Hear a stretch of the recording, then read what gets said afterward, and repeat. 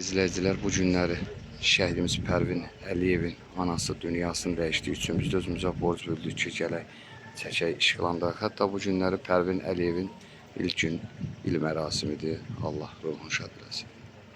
Allah cəmi şəhidlərimizi rəhmət eləsin.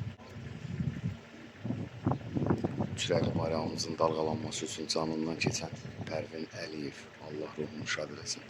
Anası bugün haqq dünyasına qovuşdu. Övladı Pərvin Əliyevə qovuşacaq. Allah şəhidimizin ruhunu şad eləsin. Allah cəm şəhidlərimizi rəhmət eləsin.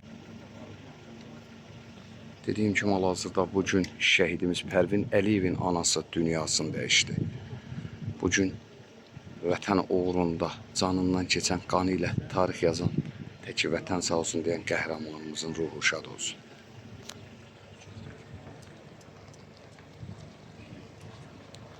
Allah cəmi şəhidlərimizi rəhmət eləsin.